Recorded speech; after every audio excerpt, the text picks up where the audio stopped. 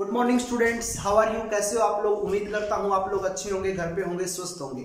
सो बेटा, आज का जो हमारा टॉपिक रहेगा that is the stability of the coordination compounds in aqueous solution. Aqueous solution के अंदर हम लोग बात करने वाले हैं किसी भी कोऑर्डिनेशन कंपाउंड की स्टेबिलिटी को।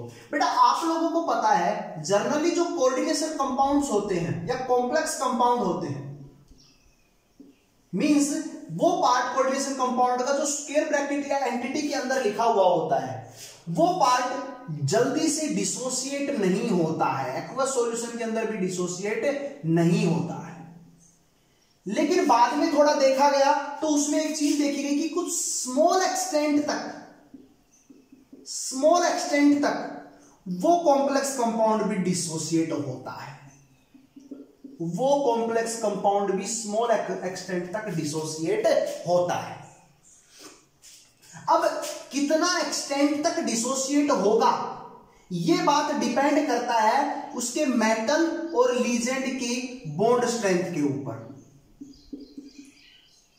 क्लियर है आप लोगों को? बॉन्ड स्ट्रेंथ, अगर मान लो मेटल और लीजेंड के बीच की बॉन्ड स्ट्रेंथ स्ट्रॉन्ग हुई तो इजीली डिसोसिएट नहीं होगा। अरे बोलो, इजीली डिसोसिएट नहीं होगा तो कोऑर्डिनेशन कंपाउंड अपने आप में स्टेबल कहलाएगा। स्पेलिंग देख लेना, कोऑर्डिनेशन कंपाउंड अपने आप में क्या कहलाएगा बेटा? स्टेबल कहलाएगा। और अगर मेटल लीजेंड के बीच का जो बॉन्ड है वो बॉन्ड स्ट्रेंथ वीक हुई तो वो डिसोसिएट होगा। अरे बोलो, और डिसोसिएट होगा तो उस कोऑर्डिनेशन कंपाउंड की स्टेबिलिटी कम हो जाएगी, स्टेबिलिटी घट जाएगी। अरे बोलो, स्टेबिलिटी क्या हो जाएगी? घट जाएगी।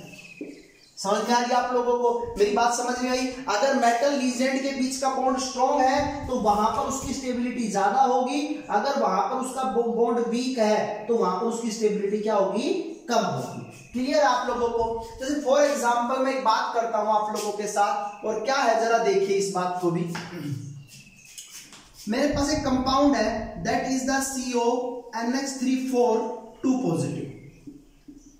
क्लियर आप लोगों को? मेरे पास एक कंपाउंड है CONH3 2 पॉजिटिव। मैं इसको एक्वस सॉल्यूशन के अंदर डालता हूं तो ये डिसोसिएट होता है। किसमें डिसोसिएट हो रहा है बेटा? जरा देखिए, CO2 positive plus 4NH3, CO2 positive plus 4NH3। Clear आप लोगों को? CO है, एक मिनट बेटा, CU है, नोट गोपाल प्लस 3 में होता है ना, CU। क्लियर आप लोगों को? ये कंपाउंड है। अब जब भी आप इसको एक्वस सॉल्यूशन के अंदर डालोगे तो बेटा ये इक्विलिब्रियम में रहेगा। अब इक्विलिब्रियम का मतलब जितना ये डिसोसिएट होगा उतने ये मिलकर वापस फॉर्म करेंगे। क्लियर आप लोगों को? समझ गए? तो मान लो पहले डिसोसिएशन हो रहा है। अब डिसोसिएशन हो रहा है तो इसका मतलब क्या हुआ? जरा देखिए, कंसंट्रेशन बेटा इक्विलिब्रियम के लिए कंसंट्रेशन ऑफ प्रोडक्ट ऊपर लिखेंगे 4NH3। अब 4NH3 आ गया तो इसके ऊपर पावर में जाएगा। नेक्स्ट CuNH3 और 2 पॉजिटिव, ऐसे लिखेंगे बेटा। इसको हम लोग डिनोट डिसोसिएशन कांस्टेंट को KI से नोट करते हैं। क्लियर है? किससे डिनोट करते हैं? KI से। तो अब मुझे एक बात बताओ, यहां पर जो एक KI है that is the dissociation constant. किसके लिए बेटा? Of coordination compounds. या बेटा इसको हम लोग इंस्टेबिलिटी कॉम्प्लेक्स भी बोलते हैं या इंस्टेबिलिटी कांस्टेंट। क्या बोलते हैं बेटा इसको? Instability constant. Why I am saying instability constant? क्योंकि यहां पर कोऑर्डिनेशन कंपाउंड डिसोसिएट हो रहा है और हम लोगों को पता है कि इसको डिसोसिएट नहीं होना चाहिए, ये अपनी आइडेंटिटी को लॉस नहीं करता, लेकिन फिर भी ये डिसोसिएट हो रहा है, जिसका मतलब ये क्या हुआ? अनस्टेबल हुआ, इनस्टेबल हुआ। तो इस वजह से ये जो कांस्टेंट आएगा that is known as the instability constant. Clear आप लोगों को? अब ये चीज आपको पता है इक्विलिब्रियम कांस्टेंट के अंदर है तो मतलब ये चीज फॉर्म भी हो रही होगी, पर जब ये डिसोसिएट हो रहा है तो ये टूट भी रहा होगा। तो देखिए टूट रहा होगा तो इसका मतलब अब ये जुड़ेगा भी, तो CU2 पॉजिटिव प्लस 4NH3 मिलेंगे और मिलने के बाद क्या करेगा बेटा? बताइए क्या बनाएगा? CuNH3 टू पॉजिटिव, कॉम्प्लेक्स बनाएगा भी, तो पहले तो टूट रहा था, टूटने के बाद ये बनाएगा, तो क्या हुआ, बना लो बेटा, sorry equilibrium, CuNH3 2 positive upon concentration of Cu2 positive NH3 ये लिखेंगे बेटा। तो इसको हम लोग यहां पर लिखते हैं बेटा बीटा, और बीटा को बेटा हम लोग क्या बोलेंगे अब यहां पर, स्टेबिलिटी कांस्टेंट। क्या बोलेंगे बेटा इसको हम लोग, स्टेबिलिटी कांस्टेंट। देखो चीजें डिसोसिएट हो रही थी तो इंस्टेबिलिटी कांस्टेंट, टूट रहा था, ये टूट रहा था, अब यहां पर ये चीजें बन रही हैं, आपस में मिक्स होकर बन रहा है कोई चीज, तो बेटा इसको क्या बोलेंगे, स्टेबिलिटी कांस्टेंट है। इसका टूटना मींस डिसोसिएट होना, कितने एक्सटेंट तक डिसोसिएट होता है, it depends only on the bond strength between the metal and legend. Metal और लीजेंड के बीच की जो बॉन्ड स्ट्रेंथ है उसी के ऊपर ये डिपेंड करता है। क्लियर आप लोगों को, समझ में आ गई, चलो भाई ठीक है। उसके बाद आप लोगों को स्टेबिलिटी कांस्टेंट, अब आप लोगों को बता देता हूं बेटा, बीटा है ना ये इनवर्सली प्रोपोर्शनल होता है KI, या is equal to, not inversely proportional, beta is equal to 1 upon KI। KI के बेटा क्या होता है, ये अब इनवर्सली प्रोपोर्शनल होता है। क्लियर आप लोगों को, यहां तक की बात सभी को समझ में आ गई होगी, ओके बेटा। सो ये हमारे पास स्टेबिलिटी कांस्टेंट था, जितनी ज्यादा बीटा की वैल्यू होगी उस कंपाउंड की उतनी ही ज्यादा स्टेबिलिटी होगी, जिसकी KI की वैल्यू जितनी कम होगी उसकी स्टेबिलिटी उतनी ही ज्यादा होगी, और KI की वैल्यू जितनी ज्यादा होगी स्टेबिलिटी उतनी ही कम होगी, स्टेबिलिटी उतनी ही कम होगी। जैसे मेरे पास एक कुछ गिवन डाटा है, जिसकी अगर मैं बात करूं आप लोगों से, एक कंपाउंड है CuNH3 2 पॉजिटिव, दूसरा एक कंपाउंड है CuCN4 2 नेगेटिव, एक कंपाउंड और है मेरे पास, that is the AgNH3 2 positive,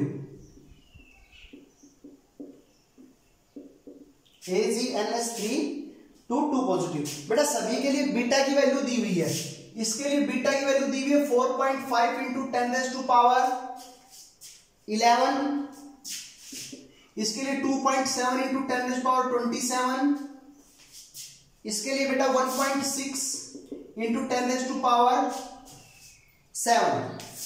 तो आप लोगों को मैं बता चुका, बीटा की वैल्यू जितनी ज्यादा होगी उसकी स्टेबिलिटी उतनी ही ज्यादा होगी।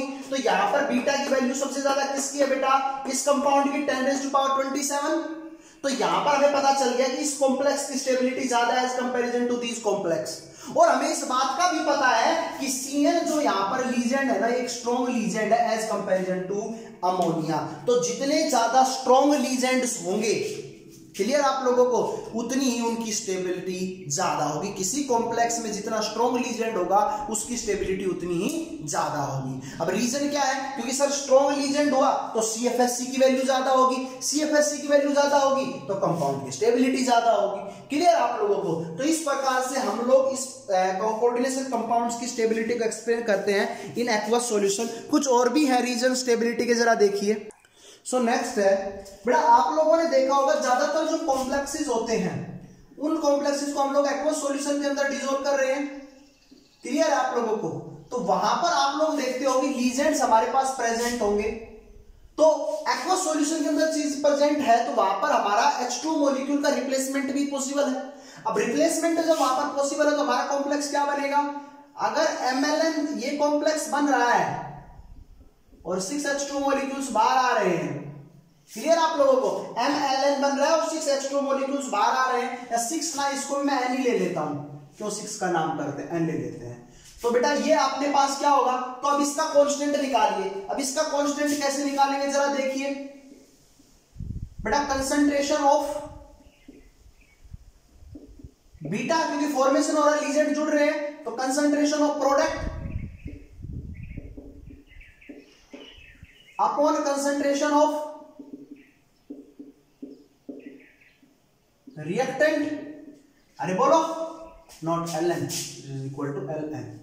क्लियर आप लोगों को, यही रहेगा। अब ये जो प्रोसेस है, ये जो स्टेबिलिटी कांस्टेंट है, ये इसको ऐसे तो थोड़ी नहीं मिल नहीं पाया होगा, एक एक स्टेप में क्या होगा। जैसे पहले स्टेप में क्या किया होगा, MH2O N-1 और एक N अंदर आ गया होगा, अरे बोलो, ऐसे ही हुआ होगा, एक एल कहां गया होगा, अपना अंदर आ गया होगा, या मैं इसको लिख देता हूं प्लस एल, और क्या बनेगा, एक मिनट रुकिए, MH2ON प्लस एल, तो क्या बनेगा, MH2ON-1 और L प्लस H2O बाहर आ गया होगा। अरे बोलिए, दूसरे स्टेप में क्या होगा, इक्विलिब्रियम में दूसरे स्टेप में क्या हुआ होगा बेटा, MH2ON-1 प्लस एक लीजेंड फिर से आ गया होगा, तो क्या बना होगा, MH2ON-2 और L अंदर आ गया होगा, फिर एक H2 मॉलिक्यूल बाहर हो गया होगा। तो ठीक इसी प्रकार से तीसरे स्टेप में क्या हुआ होगा, MH2ON-2 और बाहर एक लीजेंड आ गया होगा, तो क्या बना होगा, MH2ON-3 और बाहर क्या आ गया होगा बेटा, फिर से एक लीजेंड आ गया होगा। लीजेंड यहां पर कितने हो गए बेटा बताओ, 2 प्लस H2 L2 और L3। क्लियर आप लोगों को। तो इस प्रकार से आप लोगों ने क्या देखा होगा, तो ये ऐसे चलता रहेगा जब तक H2 मॉलिक्यूल्स खत्म नहीं हो जाएंगे और हमारा बाहर यहां पर क्या नहीं बन जाएगा, MLN, क्योंकि हमें ओवरऑल यही तो बनाना है। क्लियर है। तो अगर मैं कहूंगी इसका यहां पर इक्विलिब्रियम कांस्टेंट K1 है, इसका K2 है, इसका K3 है और लास्ट वाले का क्या रहेगा, Kn रहेगा। अरे बोलो, तो total overall stability complex beta किसके बराबर होगा, beta is equal to K1 into K2 into K3 10 tens to कहां तक, K1 तक। क्लियर आप लोगों को मेरी बात समझ में आ गई। सिंपल सी वही बात है, जब आप लोग डिसोसिएशन कांस्टेंट को पढ़ते थे इक्विलिब्रियम में तो 2 स्टेप में होती थी, 3 स्टेप में होती थी तो 3K3 से मल्टीप्लाई करते थे, 4 स्टेप में होती थी 4 से 5, इस प्रकार से। सिमिलरली यहाँ पर अगर देखो ये रिएक्शन अब n स्टेप में कंप्लीट होगी तो हमें कितनी बार मल्टीप्लाई करना पड़ेगा, n से मल्टीप्लाई करना पड़ेगा। समझ में आ गया आप लोगों को बात। एक एग्जांपल और देखिए फिर आपको अच्छे से समझ में आएगा, जरा देखिए।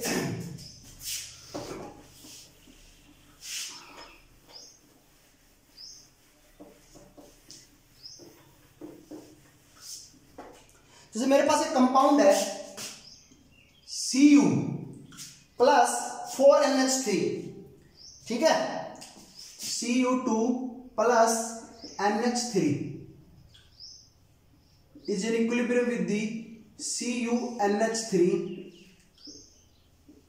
2 positive, CuNH3 2 positive again react with NH3, क्या बनेगा बेटा, CuNH3 twice 2 positive। नेक्स्ट क्या बनेगा, CuNH3 2 पॉजिटिव, दोबारा से एक NH3 इसके साथ एक करेगा, क्या बनेगा, CuNH3 thrice 2 positive, CuNH3 thrice 2 positive, again react करेगा NH3 के साथ, क्या बनेगा, CuNH3 4 2 पॉजिटिव।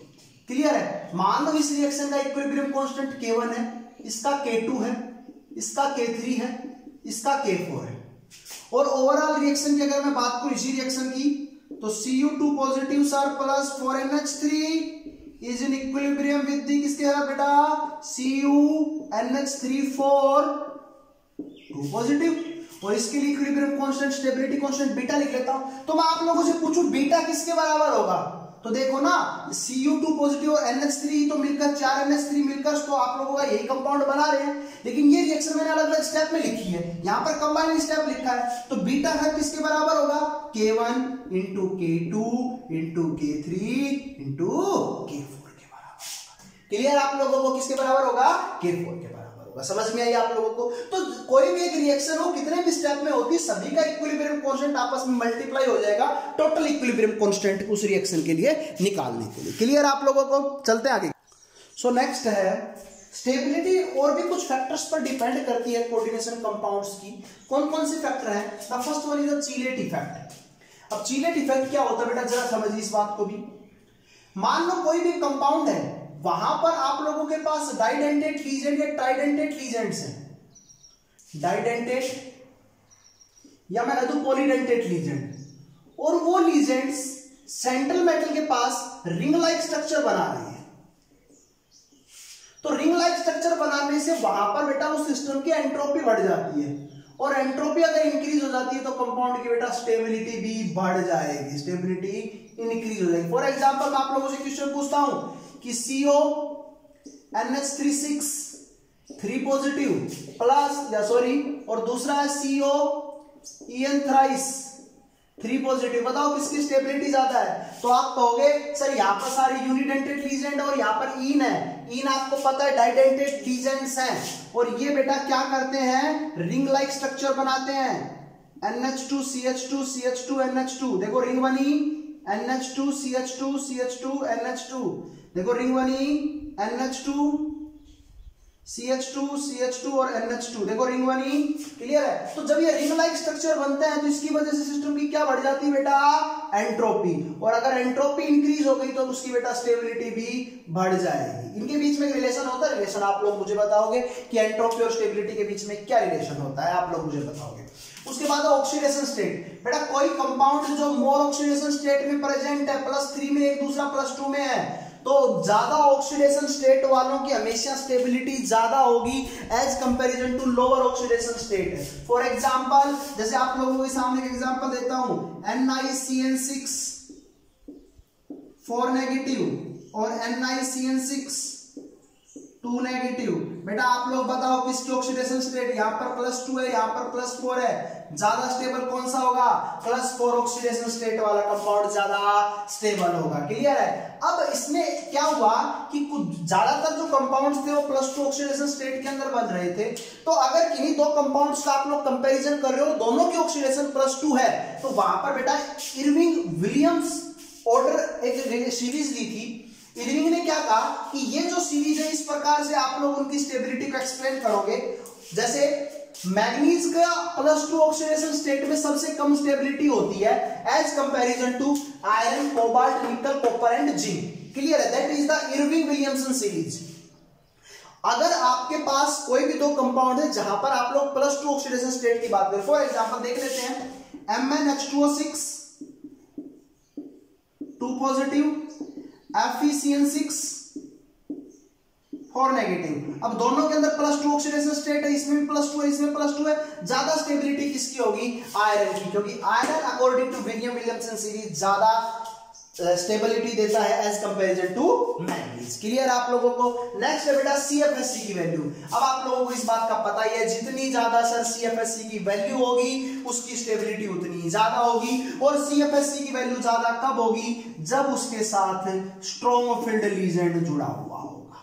कौन जुड़ा हुआ होगा बेटा, स्ट्रॉन्ग फील्ड लीजेंड, और जितना ज्यादा स्ट्रॉन्ग फील्ड लीजेंड होगा CFSC की वैल्यू उतनी ज्यादा होगी और उसकी स्टेबिलिटी उतनी ही ज्यादा होगी, क्लियर आप लोगों को? नेक्स्ट वैल्यू ऑफ बीटा, अभी पढ़ के आए हो, जितनी ज्यादा बीटा, बीटा क्या बोलते हैं, स्टेबिलिटी कांस्टेंट, जितनी ज्यादा बीटा की वैल्यू होगी उतना ही ज्यादा क्या होगा बेटा, वो कॉम्प्लेक्स कंपाउंड स्टेबल होगा, उतना ही ज्यादा कॉम्प्लेक्स कंपाउंड क्या होगा बेटा, स्टेबल होगा। समझ में आ गई आप लोगों को बात? चलो एक एग्जांपल कर लेते हैं, मैं आप लोगों से पूछता हूं COCN6 3 नेगेटिव और CO EDTA, ओके, और इसमें कितना होता है -6, तो +3, बताओ इन दोनों में ज्यादा स्टेबल कौन सा होगा?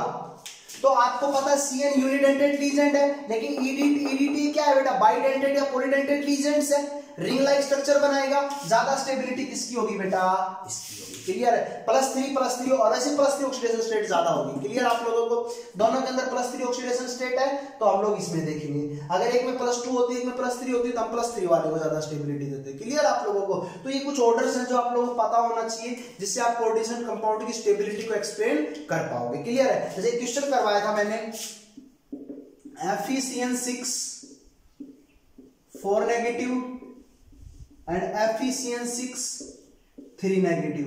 अब बताओ इसमें ऑक्सीडेशन स्टेट +2 आएगी, इसमें ऑक्सीडेशन स्टेट +3 आएगी, अब ज्यादा स्टेबिलिटी किसकी होगी, जरा देखिए, जरा समझिए इस बात का, मुझे एग्जाम आंसर दीजिए कि ज्यादा स्टेबिलिटी किसकी होगी, FeCN6 4 नेगेटिव की होगी या FeCN6 3 नेगेटिव की होगी, जल्दी बताइए, शाबाश, which one is more stable, जल्दी बताइए सर। वो सीधा आंसर है सर, +3 ऑक्सीडेशन स्टेट, इसकी स्टेबिलिटी क्या होगी, ज्यादा होगी, क्लियर है ना, +3 ऑक्सीडेशन स्टेट है, लेकिन एक्चुअली +3 ऑक्सीडेशन स्टेट वाले की यहां पर स्टेबिलिटी कम होती है, किससे, Fe(CN)6 नेगेटिव से। This can be explain on the basis of EAN and 18 electron rule.